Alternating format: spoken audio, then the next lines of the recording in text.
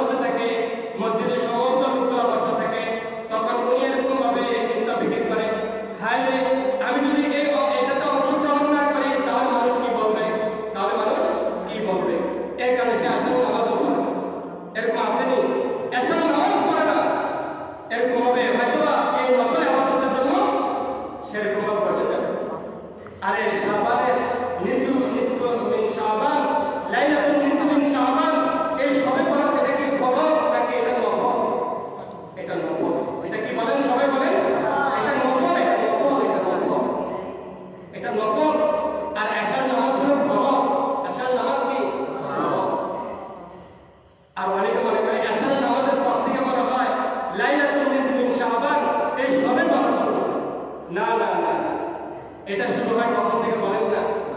এটা হলো যখন সূর্য ডুবে যায়, যখন মাগরিবের অংশ শুরু হয়ে যায়, ওই সময় থেকে এই লাইলাতুল নিসফ মিন শাবান, এই সবে বরাত শুরু হয়। সুবহানাল্লাহ। অনেকে এটা জানেও না, এরকম ভাবে না জানে, কারণ রাত 10টাতে আসে, রাত 9টাতে বসে। আমাদের অনেক মা বোনেরা তারা অসতর্ক থাকে, তাদেরকে তারা অনেক কাজ করানো হয়, অনেক কাজ করে। আজকে মা বোনরা এরকম ভাবে জায়নামাজে বসার দিন, জায়নামাজে বসার দিন, বাবারা সবাই মসজিদে আসার দিন, মসজিদে, কারণ বাড়িতে যদি আপনি ইবাদত বন্দেগী করেন, ছোট ছোট বাচ্চাদের আওয়াজ আপনি ইবাদত বন্দেগী করতে পারবেন না। এরকম ভাবে আপনি মসজিদে চলে আসেন, সারা রাত আপনি ইবাদত বন্দেগী করবেন, সারা রাত। অনেকে হয়তো বা এশার নামাজ পড়বে না, ফজর নামাজ পড়বে না, সারা রাত ইবাদত বন্দেগী করবে, নফল ইবাদত বন্দেগী করবে, সারা রাত ইবাদত করতে করতে ক্লান্ত হয়ে যাবে। সাহারি খাওয়ার পর এরকম ভাবে সে ঘুমিয়ে যাবে, সে ঘুমিয়ে যাবে, আর ফজরের নামাজও পড়তে পারবে না, ফজরের নামাজ পড়তে পারবে না। তাহলে এই সারা রাত ইবাদত করে কোনো ফায়দা হবে না। এই সারা রাত ইবাদত করে কোনো ফায়দা হবে না, কোনো ফায়দা হবে না। যদি আমি ফজরের নামাজ না পড়তে পারি, আমার এশারের নামাজ না পড়ে শুরু করতে পারি, তাহলে কোনো ফায়দা হবে না। অর্থ চলতেছে, এখন এই সবে বরাত শুরু হয়ে গেছে। অনেকে মনে করতেছে হয় নাই, মনে হয় না, শুরু হয়ে গেছে, শুরু হয়ে গেছে। আল্লাহ রাসূল বলেন, কেউ যদি জামাতে এশারের নামাজ পড়ে, তাহলে অর্ধ রাত আমল করা সব তার আমল করে। কেউ যদি ফজরের নামাজ জামাতের সাথে পড়ে, তাহলে পুরো রাত ইবাদত করা সব তার আমল করে। قال رسول الله صلى الله عليه وسلم من صلى العشاء بجماعة فكأنما قام نصف الليل ومن صلى الفجر بجماعة فكأنما قام الليل كله أو كما قال عليه الصلاة والسلام. আল্লাহ রাসূল বলেন, যদি এশার নামাজ জামাতের সাথে পড়ো, তাহলে তুমি অর্ধ রাত, এক ব্যক্তি অর্ধ রাত দাঁড়াইছে, কিন্তু কি করে না, এশার নামাজ পড়ে নাই, তাহলে তোমার আমল নামে, তুমি ঘুমাইলো, তোমার ওই আমল নামে সব। আর যদি ফজর নামাজটা পড়তে পারো, সারা রাত ইবাদত সব। আজকে রাত হলো বোনাস, আজকে রাত কি সবার দেশে দুইটাই তো কথা।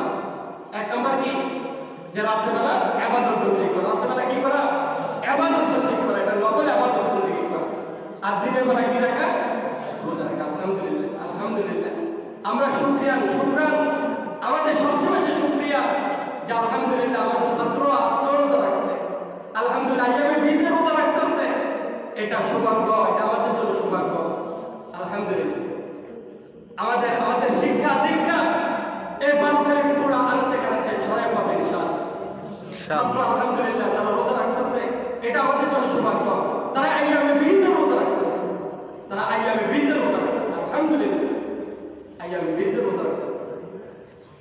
এরকম অনেক মা বোনরাও রাখে, আলহামদুলিল্লাহ অনেক বাবারাও অথবা রাখে, কিন্তু আমরা যারা রাখি না, তারা সামনে থেকে এরকম ভাবে চিন্তা ফিকির করবো, প্রতি মাসে 3টা করে রোজা রাখা। আইয়ামে বীজ কত কত বলেন, 13, 14, 15, এর মধ্যে তাহলে সবে বড়দের রোজা ঢুকবে কিনা পারো না, তাহলে double double double double double. হাজিরিন, অনেক হয়তো মনে করতেছে এখন ইলেকশনের সময়, আমাদের তো এখন শুধু পাবলিসিটি করতে হবে, বিভিন্ন কিছু করতে হবে। না না না, যিনি মেম্বার